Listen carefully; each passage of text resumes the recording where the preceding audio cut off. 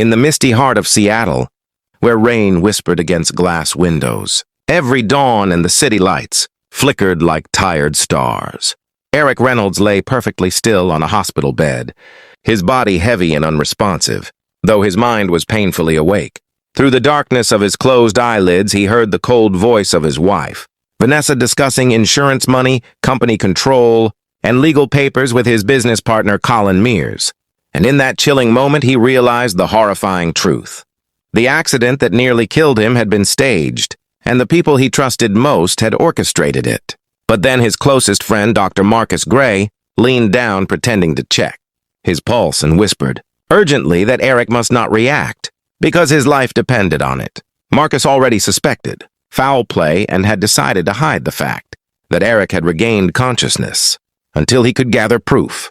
Days passed, and Eric was taken back home still pretending to be comatose, lying like a silent witness inside a mansion that had turned into a cage of secrets and shadows. Vanessa played the role of a devoted wife in front of the staff, but her eyes revealed an impatience, a hunger for the power she believed she would soon inherit. Then came Lena Thompson, the newly hired housekeeper with warm brown eyes, soft hands, and a quiet sadness that followed her like a shadow. Unaware that Eric could hear her, she spoke to him gently while adjusting his blankets, telling him about her daughter, Aria, who suffered from a rare illness, requiring expensive treatment that she could barely afford. And her voice touched something deep inside him that had long been numb. Over days, her presence became the only warmth in the cold mansion. She read to him, told him stories, sang softly, and every moment with her made him feel alive even though he could not move. Meanwhile, Vanessa and Colin whispered their plans late at night, talking about forged documents, stolen funds, manipulated board members, and the final step, a lethal dose of medication to finish what they had started. One night, Lena overheard them discussing the exact plan to quietly end Eric's life, and though fear raced through her veins, she knew she had to protect him and his daughter, Emma.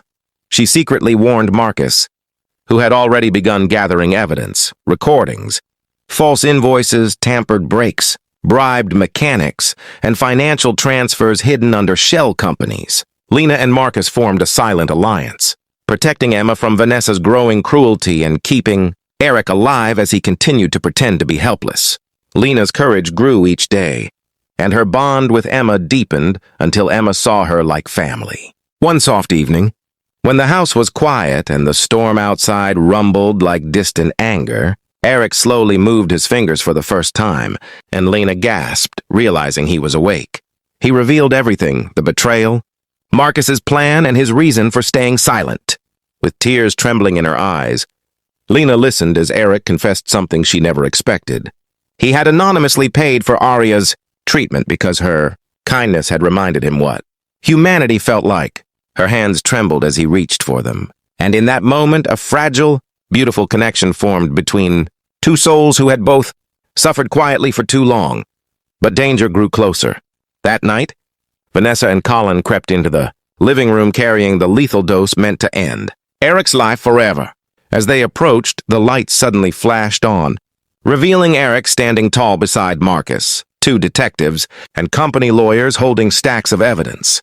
Vanessa's face drained of color. Colin stumbled backward as the police stepped forward and handcuffed them. The empire of lies they had built shattered in an instant, and they screamed as they were dragged out of the house. The trial that followed was long and ugly, but Eric's innocence was proven, and Vanessa and Colin were sentenced for attempted murder and financial crimes. Eric's company stabilized, employees returned, and his reputation was restored. Slowly, the house that once echoed with deceit began to fill with laughter and light. Lena stayed not because she worked there, but because the home felt incomplete without her. Eric healed physically and emotionally, discovering that Lena's courage, gentleness, and quiet strength had become something essential in his life. Emma adored her, and Aria, fully recovered, considered Eric and Emma her second family. Over the months, Eric and Lena's connection deepened into a love built on trust, honesty, and the healing they offered one another. They spent evenings talking beside the fireplace, mornings cooking breakfast together, and long afternoons watching Emma and Aria play in the garden. Years later, Eric stood at the doorway of his living room, watching Lena as she prepared tea while golden sunlight fell softly across her face. Emma and Arya laughed in the background, their joyful voices filling the home that once felt so cold. He walked to Lena, gently brushed a strand of hair behind her ear, and whispered that though his old life ended in darkness, his new life began with her. She smiled, touching his hand with warmth that still made his heart race, and he realized he had gained something far more valuable than wealth or success. A second chance at life, love, and family. Friends, tell me in the comments where you are watching from. And if you enjoyed this story, don't forget to like the video and subscribe, because many more amazing stories are coming soon.